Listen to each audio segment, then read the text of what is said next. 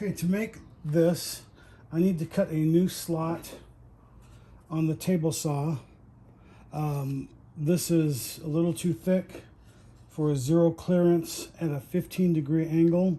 The blade is a little too tall. As you can see, that's writing on that. So I need to switch this blade out. And I'm going to put in a circular saw blade.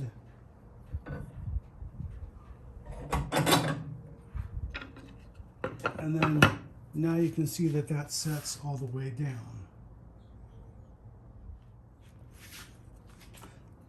Okay, I have this marked right here like this. So rather than make a whole new plate of zero clearance, this is some scrap flooring that a friend gave me, bamboo flooring, which was the perfect thickness of this right here. I am just going to, I'm just flipping it over. So I'm just going to drill this hole out and step it down like this right here so we can secure that in place. Okay, as you can see, I've got my circular saw blade in there, and I'll reattach the plate and then we'll do our first cut.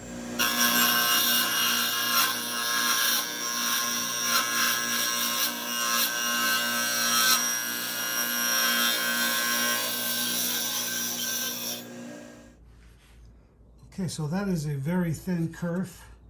You can see the back side, how that looks. So I don't want to have to switch this blade out back and forth every time I use it, the circular saw blade. So I need to make this slot a little wider. So how we're going to achieve that is we're just going to put a washer on the back side of this blade and just scoot it over just a little bit so we can widen that slot so we can use our regular table saw blade. Okay, like I said, we're gonna add this is a 5/8 inch washer, fit over that arbor. Put the blade back on with the teeth facing the correct way. And again, this is slotted for 15 degrees. I always disconnect it whenever I'm working with anything on the blade. I'd rather be safe than sorry.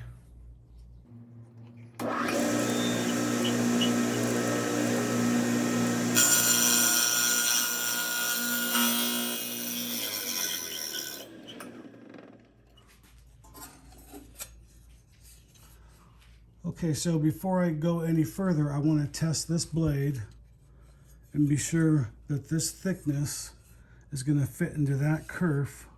So from the bottom,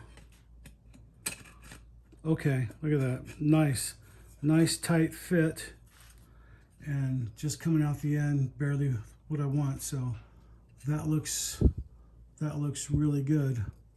So you can see this one's been used quite a while by how big the gap is. So yeah, I'm pretty pleased with that.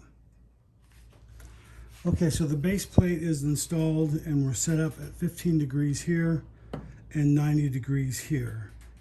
So now I can use this plate either way. So that makes me pretty happy. Okay, I've got my fence set to a 1/2 inch, which is about this width right here. So I'm just going to rip a few of those real quick.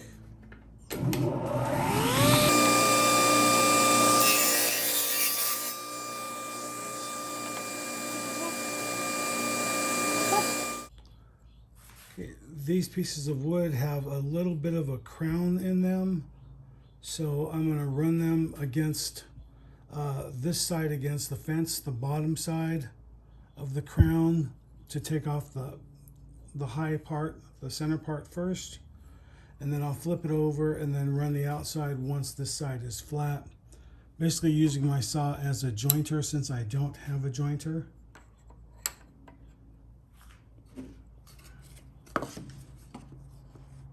You notice I'm using a sacrificial push stick here.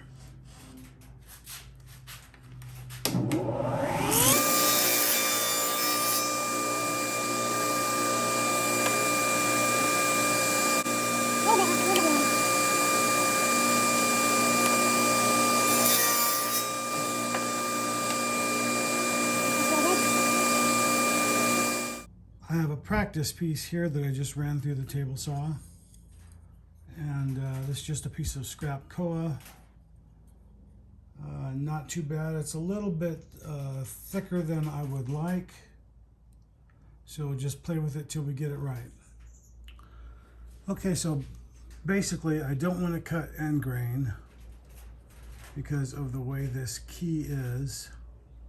So I want to cut it off the side, off the long grain, which is here, like that.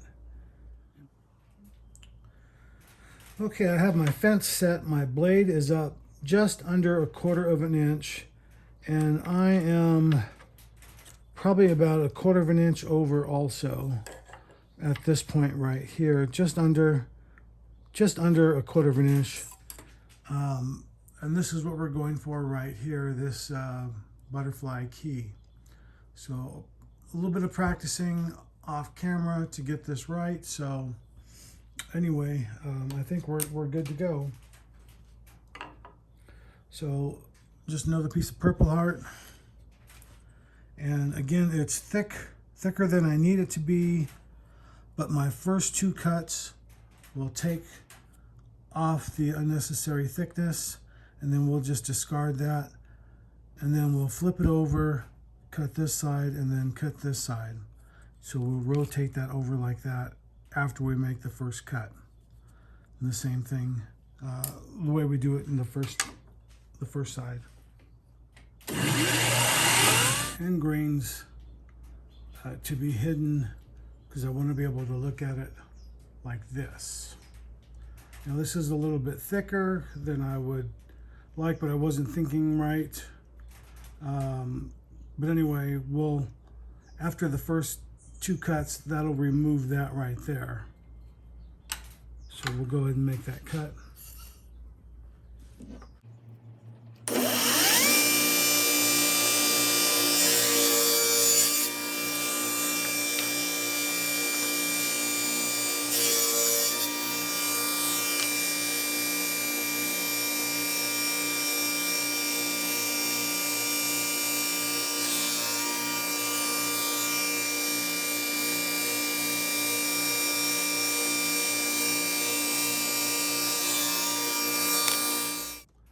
Okay, so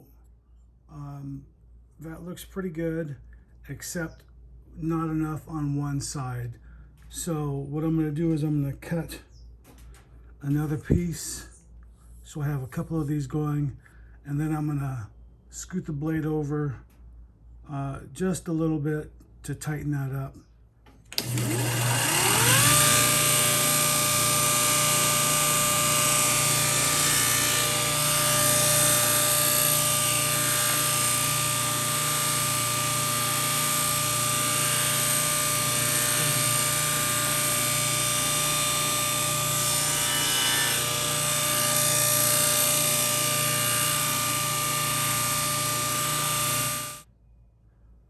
Okay, I like that actually better than the first one.